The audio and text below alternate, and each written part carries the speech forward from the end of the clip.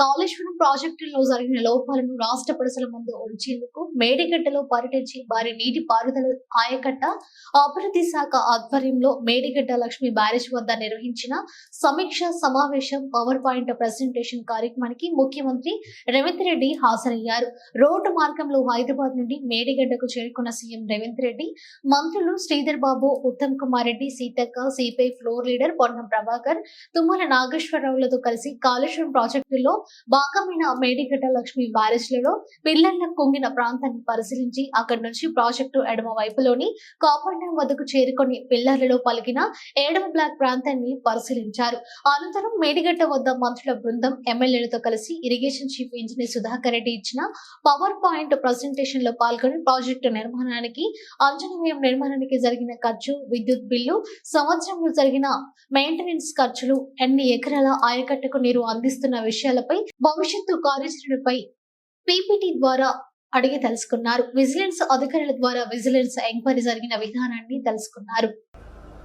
ఎంఐఎంకు సంబంధించిన గౌరవ శాసన సభ్యులు, శాసన మండలి సభ్యులు, అదేవిధంగా పెద్దలు మంత్రివర్యులు తుమ్మల నాగేశ్వరరావు గారు, పెద్దలు కృష్ణారావు గారు, పెద్దలు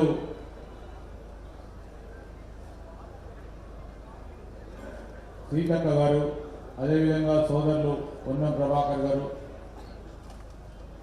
శాసన మండలి గౌరవ సభ్యులు,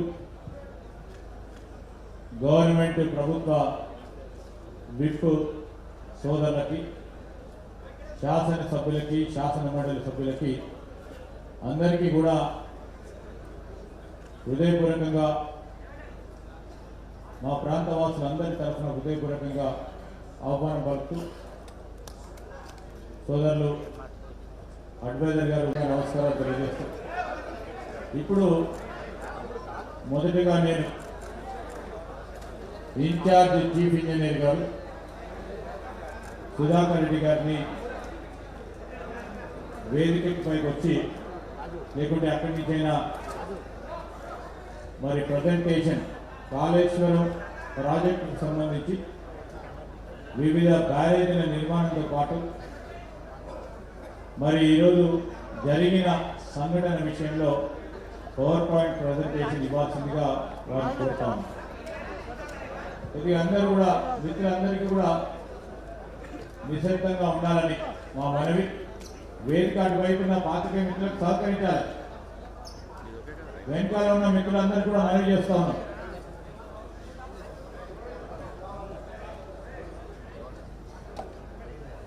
పవర్ రిక్వైర్మెంట్ వచ్చేసి 3456 మెగావాట్లు. అలాగే ఆ ప్రాజెక్ట్ కట్టడానికి వరకు మనము డిపిఆర్ మనం అప్పుడు సెంట్రల్ గవర్నమెంట్ సీడబ్ల్యూకి సబ్మిట్ చేసి సార్. ఇంక్రీజ్ క్లియరెన్స్ మనకు 4/2010లో ఏప్రిల్ 2010లో వచ్చింది సార్. అలాగే కొన్ని సీడబ్ల్యూసీ డైరెక్టర్ స్టేట్లో సెంట్రల్ సైన్స్ రీసెర్చ్ మెటీరియల్ కానీ, కన్స్ట్రక్షన్ మెటీరియల్ కన్సల్టెన్సీ, అలాగే కొన్ని వాటి డైరెక్టరేట్ నుంచి మనకు అనుమతి లభించింది సార్. అయితే మనకు వీటికి పబ్లిక్ హియరింగ్ చేయడం దాదాపుగా 97,000 కోట్ల రూపాయలు ఖర్చు పెట్టారు. ఇది ఇంక్లూడ్ అంటే ఇప్పుడు 94,000 కోట్లు ఖర్చు పెట్టింది ఇప్పటికి సార్. అది 3,600 కలుపుతుంది సార్. అదే కలుపుకొని అంటే 94,000 కోట్లు ఖర్చు అయింది ఇప్పటికి సార్. 94,000 కోట్ల రూపాయలు కాళేశ్వరం ప్రాజెక్టు మీద ఖర్చు పెట్టి ఇప్పటి వరకు ఇచ్చిన ఆయకట్టు 98,570 ఎకరాలు సార్. అంతేనా సార్. టోటల్ ఇంతే కదా, కొత్తగా ఏమి ఆయకట్టు క్రియేట్ చేయలేదు కదా. ఇవ్వలేదు, ఆయకట్టు ఇవ్వలేదు సార్. మీడియా మిత్రులు ఇది ఒకటి నోట్ చేసుకోవాలి. స్పష్టంగా మీరు గందరగోళం, చంద్రశేఖరరావు గారు 1 కోటి ఎకరాలకు నీళ్ళు ఇచ్చినా నేనైతే చెప్పు వచ్చిండో ఇంతకాలం పచ్చి అబద్ధం. ఈ పవర్ పాయింట్ ప్రజెంటేషను గత ప్రభుత్వం పాజిటివ్గా చెప్పుకోవడానికి తయారు చేసిన పవర్ పాయింట్ ప్రజెంటేషన్. దాంట్లో మేము ఎలాంటి మార్పు చేయలేదు. చంద్రశేఖరరావు గారు ఏ విధంగా అయితే భ్రమలు కల్పించి